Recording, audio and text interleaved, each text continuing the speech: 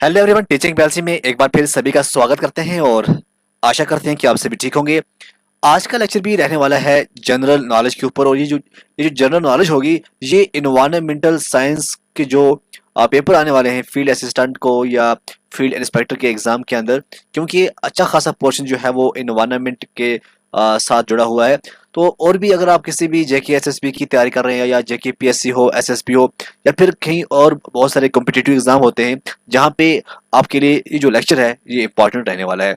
तो मैं हूँ आपका दोस्त डॉक्टर यार लोन, और आज का जो पहला क्वेश्चन रहने वाला है वो है consider the following statement about the green climate fund. ठीक है, तो इसमें आपको ये समझ आ जाएगा कि जो ग्रीन क्लाइमेट फंड है वो क्या होता है। जब आप इसको पढ़ेंगे इसका आंसर देंगे। देखो, पहला पॉइंट यहाँ लिखा हुआ है, it aims to assist developing countries in adaptation in mitigation practice to counter climate change. यहाँ पे ये लिखा हुआ है पहला पॉइंट। तो पहला पॉइंट जो है ये ठीक है। इसका एम क्या है? To assist developing countries in adaptation और मिटिगेशन प्रैक्टिस, ताकि जो क्लाइमेट चेंज है उसको काउंटर करने के लिए। दूसरा पॉइंट यहाँ पे लिखा है, it was created under the Kyoto protocol. ये क्योटो प्रोटोकॉल के अंडर नहीं आता है, तो दूसरा पॉइंट इसका गलत है। तीसरा पॉइंट क्या कहा है, जो ग्रीन क्लाइमेट फंड है ये is mandated to invest 50% of its resources to mitigation और 50% जो है to adaptation in grant equivalent. तो ये भी ठीक है। पहला और तीसरा इसका सही आंसर है। तो यहाँ पे लिखा है which are the statement given above is are correct. तो इसका जो डी पॉइंट है, डी जो है इसका ऑप्शन 1 एंड 3 इसका सही आंसर है। ओके, सेकंड क्वेश्चन क्या कहता है? इस तरह से आपके एग्जाम के अंदर क्वेश्चन आ सकते हैं। Consider the following statement about the Kyoto protocol and Paris agreement.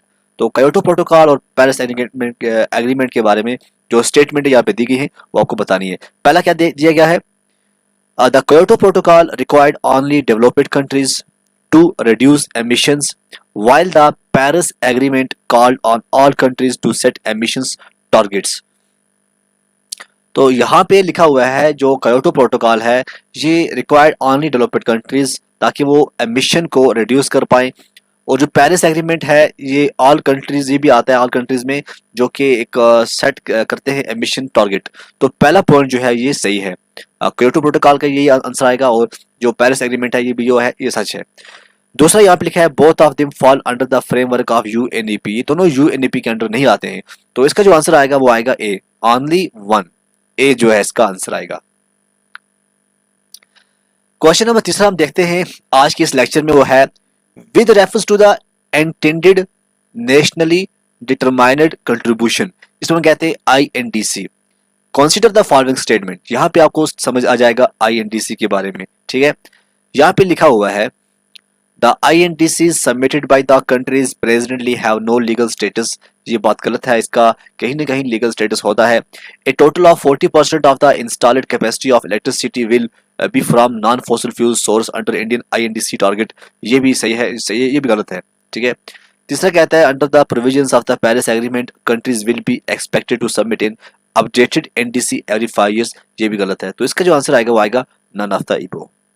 ठीक है, जैसे यहाँ पे क्वेश्चन है, in the context of carbon sequestration consider the following statement. अब आपने अगर पहली बार ये सुना होगा कार्बन सिक्वेस्ट्रेशन के बारे में, तो आप आज इसके बारे में आपको नॉलेज मिल सकती है।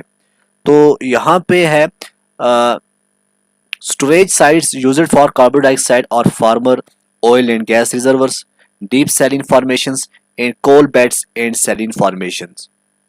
ठीक है, तो पहला पॉइंट ये है। दूसरा पॉइंट कहता है artificial sequestration is a slow process as compare to nature sequestration. दूसरा पॉइंट जो है इसका वो गलत है। तीसरा पॉइंट क्या है, iron fertilisation of oceans can help in the carbon sequestration. तो ये सही है। तो पहला और तीसरा इसके बारे में सही है। तो इसका आंसर आप देखिएगा कहाँ पे है, फर्स्ट एंड थर्ड। तो ये जो सी है इसका आंसर है। तो कार्बन सिक्वेस्ट्रेशन, देखिए कार्बन सिक्वेस्ट्रेशन क्या होता है। अगर आप इसको एक लाइन में आप इसको ब्रीफ करेंगे तो इसका आंसर आएगा कार्बन सिक्वेस्ट्रेशन एक ऐसी प्रोसेस होती है जहां पे कार्बन को स्टोर किया जाता है कार्बन पूल के अंदर। ठीक है, ये इसका आंसर आएगा। तो बाकी आप देखिएगा क्या इसका क्या कुछ है। क्वेश्चन नंबर 5 जैसे यहाँ पे है, with reference to carbon trading consider the following statement. Carbon trading की बात करें तो यहाँ पे है the Paris agreement has a provision of compulsory trading between countries to meet their NDC goal. क्या कार्बन ट्रेडिंग के बारे में ये पॉइंट सही है या गलत है? तो ये जो है ऐसा नहीं है। दूसरा कहता है it allows nations which are unable to meet their reduction targets to purchase carbon credits. बिल्कुल ये सही है। तीसरा कहता है कि carbon trading use a cap in trade system. ये भी सही है। तो यहाँ पे दूसरा और तीसरा जो है इसका सही आंसर आएगा। तो यहाँ पे जो बी है, बी इसका करेक्ट आंसर आएगा। In the context of global environment facility, जिसे हम कहते हैं गिफ, GEF, आपको बताना है कौन सी स्टेटमेंट यहाँ पे ठीक है।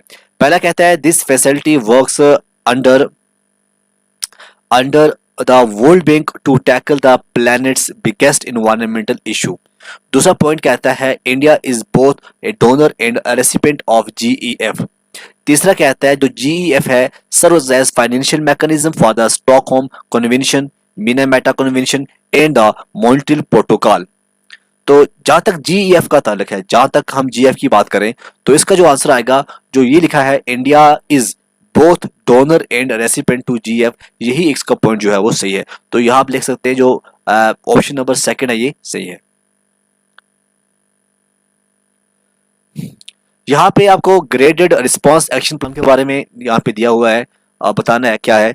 तो इसका हम देखेंगे पहला क्या है, graded response action plan works only as an emergency measures. ये पॉइंट सही है। दूसरा पॉइंट कहता है the plan is incremental in nature. तो ये भी सही है।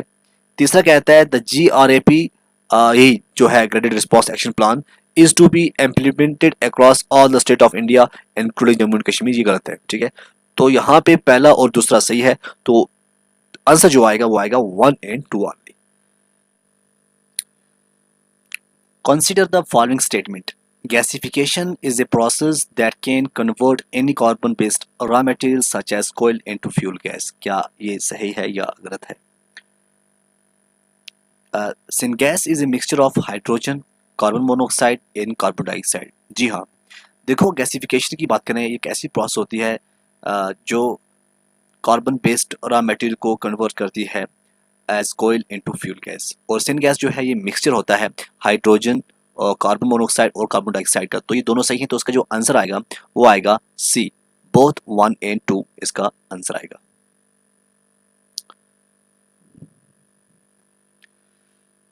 जैसे यहाँ पे क्वेश्चन है in the context of Stockholm convention persistent organic pollutants, consider the following statements. India is yet to ratify the Stockholm Convention. The Global Environmental Facility is designated as the financial mechanism for the Stockholm Convention. ठीक है। और तीसरा जो है यहाँ पे लिखा हुआ है the convention calls to limit the use of DDT to malaria control. तो इसमें आप देख सकते हैं जो पहला है ये सही आंसर है। तो इसका आंसर आएगा first A. In the context of green crackers, following statements आपको बतानी है क्या सही है। देखिए ग्रीन क्रैकर्स की बात करें, जैसा कि आप जानते हैं ईद हो या फिर दिवाली सेलिब्रेशन हो तो वहाँ पे क्रैकर्स का इस्तेमाल किया जाता था। तो इस वजह से क्या है, इसमें बहुत सारी प्रॉब्लम्स क्रिएट करते थे ये जो क्रैकर्स थे। अब इनको इको फ्रेंडली क्रैकर्स बनाया गया है जिन्हें हम कहते हैं ग्रीन क्रैकर्स। तो होता क्या है, यहाँ पे जैसे लिखा है green crackers are producing using no harmful raw materials, ये गलत बोला है। They contain chemicals lithium arsenic barium, ये भी गलत बोला है। ग्रीन क्रैकर्स रिलीज वाटर, ये सही है। ठीक है, देखिए होता क्या है इसके बारे में। देखिए जैसा कि आप जानते हैं कि दिवाली हो या फिर ईद हो, जो भी बड़े होते हैं, जो भी चाहे आप क्रिसमस की बात करें, तो वहाँ पे क्या होता है जो क्रैकर्स हैं, क्रैकर्स का इस्तेमाल किया जाता था जिसकी वजह से बहुत सारी प्रॉब्लम्स जो है वो फेस करनी पड़ती थी। लेकिन अब क्या है, अब ग्रीन क्रैकर्स को इसलिए इस्तेमाल किया जाता है ताकि इसका जो इफेक्ट हो वो बहुत कम हो, इको फ्रेंडली क्रैकर्स हो। क्या हो, इको फ्रेंडली क्रैकर्स। ये जो क्रैकर्स होते हैं इनको डिज़ाइन किया था national environmental and engineering research institute ने, NEERI ने किया था 2018 में, और उसके साथ था CSIR। तो इन्होंने उसके ऊपर रिसर्च किया कि हमें क्या रिप्लेस करना है। उन्होंने बहुत सारे हैजर्डस एजेंट्स को रिप्लेस किया ताकि ऐसा जो कि कम पोल्यूशन हो और नॉइस भी कम हो। तो इसमें क्या था, most green crackers do not contain barium nitrate which is the most dangerous ingredient in conventional crackers. तो ग्रीन क्रैकर्स यूज़ कौन से केमिकल्स करते हैं, पोटेशियम नाइट्रेट और अल्मोनियम को इसमें इस्तेमाल किया जाता है। जैसे यहाँ पे लिखा है ना बैरियम लेड, तो इसमें जो होते हैं इसमें हम पोटेशियम नाइट्रेट और अल्मोनियम का इस्तेमाल करते रहते हैं। तो ये सेफ्टी के लिए ये ग्रीन क्रैकर्स जो हैं वो बनाए गए हैं। Consider the following statement about enhancing climate change mitigation through agriculture. तो ये क्वेश्चन है, इसका जो आंसर आएगा वो क्या आएगा, देखिएगा। पहला है integrating livestock into crop production system reduce agriculture's on footprint, ये गलत है। Increased tillage can contribute to cutting the greenhouse gases emission of agriculture, ये सही है। तो इसका जो आंसर आएगा वो आएगा आंसर बी, टू जो है इसका आंसर आएगा। ऐसे क्वेश्चन जो एग्जाम के अंदर आने के चांस है, जैसे यहाँ पे है consider the following statement, the government of Bhutan is the first country to become carbon negative, क्या ये बात सच है या झूठ है। तो ये बिल्कुल सच है कि जो भूटान की गवर्नमेंट थी ये पहली कंट्री थी जो कि कार्बन नेगेटिव बनी, ठीक है ना, बिकम कार्बन नेगेटिव। तो इसका आंसर यहाँ से मिल जाता है कि पहला जो है इसका आंसर सही है। इस तरह से नेक्स्ट कैसा क्वेश्चन आ सकता है, जैसे यहाँ पे है Paris climate accord, Paris climate accord के बारे में बताना है क्या सही है। जैसे यहाँ पे लिखा हुआ है it is an agreement within the United Nations framework convention on climate change, ये गलत है। Like the Kyoto protocol the Paris agreement allows for voluntary and nationally determined targets, ये बिल्कुल सही है। और तीसरा क्या है, Iran, Iraq and Libya, China, South Sudan have not ratified the Paris agreement, ये भी सही है। तो दूसरा और तीसरा सही है, तो इसका जो आंसर आएगा वो आएगा बी।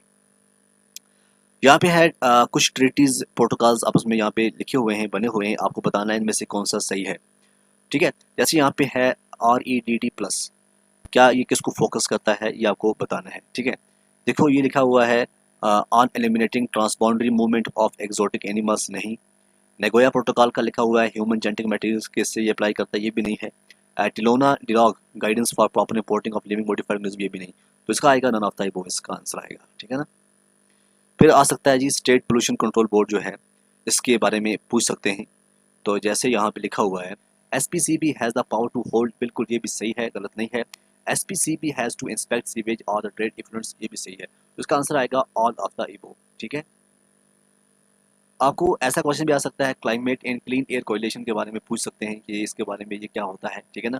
तो देखिएगा इसमें लिखा हुआ है the objective of the correlation is to reduce short lived climate pollutants like methane, black carbon and HFC, बिल्कुल ये सही है।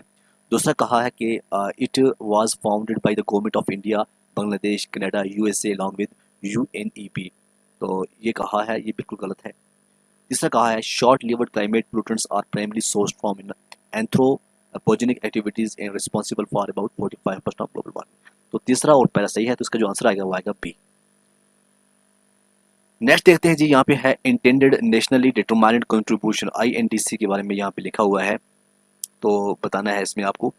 देखिए यहाँ पे है INDC are binding national plans highlights climate measures governments aim to implement in response to climate change, ये गलत है। दूसरा कहा गया है the updated NDC reads put forward mass movement for lifestyle for environment as key to combating climate change, दूसरा बिल्कुल सही है, दूसरा जो है वो सही है। और उसके बाद है जी successful implementation of the targets will bring climate justice to a wider, ये भी सही है। तो दूसरा और तीसरा सही है, तो उसका जो आंसर आएगा वो आएगा सी पार्ट। ऐसे क्वेश्चन भी एग्जाम में आने के चांस होते हैं, ठीक है ना। अब जैसे है regarding coal gasification, coal gasification के बारे में क्वेश्चन आ सकता है। तो यहाँ पे है coal gasification is the process of converting coal into synthesis gas, syngas, ये नहीं है। The union government has allowed a concession of 50%, ये भी गलत है। Coal gasification is considered as clean coal technology compared to burning of coal, ये भी गलत है। तो अब रिगार्डिंग कोल गैसिफिकेशन के बारे में आप पढ़ सकते हैं, इसका आंसर आएगा नन ऑफ द अबव, ऐसे क्वेश्चन भी आने के चांस होते हैं। जैसे हम बात करें ओजोन डिप्लेशन की, ओजोन डिप्लेशन के बारे में यहाँ पे जो लिखा हुआ है वो लिखा है कि chlorofluorocarbons are non toxic organic molecules that result in ozone depletion, बिल्कुल ये सच है। दूसरा कहा है free chlorine radicals are formed when CFC are broken down by UV radiation, ये भी ठीक है। तीसरा कहा है polar stratospheric clouds provide surface for the reaction causing ozone depletion, ये भी सही है। तो इसका जो आंसर आएगा वो आएगा डी, क्या आएगा डी, 1, 2 एंड 3 तीनों जो है इसके सही आंसर है।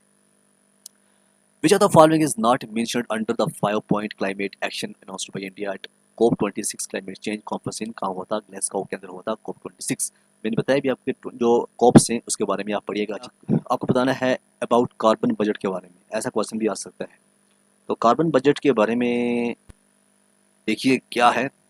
Carbon budgets are constructed on the premise that there is a near linear relationship between rising global temperature and the level of cumulative atmospheric carbon dioxide। तो ये इसका आंसर आएगा, तो बी जो है इसका करेक्ट आंसर है। इस तरह से है ऑल सीजन ओजोन होल के बारे में। ऑल सीजन ओजोन होल के बारे में यहाँ पे पूछा गया है, और यहाँ पे है all season ozone hole is defined as an area of ozone loss larger than 75% compared with the undisturbed atmosphere। दूसरा है under the Kigali agreement India will complete its phase down of HFC with cumulative reduction of 50% by 2047। दोनों सही हैं, तो इसका answer आएगा both 1 and 2। Next क्या question क्या है, ये है रिगार्डिंग मीथेन। मीथेन के बारे में आप क्या जानते हैं और आपको जानना भी चाहिए इसके बारे में। जैसे यहाँ पे है methane is a more than 25 times as potent as carbon dioxide at trapping heat in the atmosphere. ये इसका जो है सही आंसर है, ठीक है।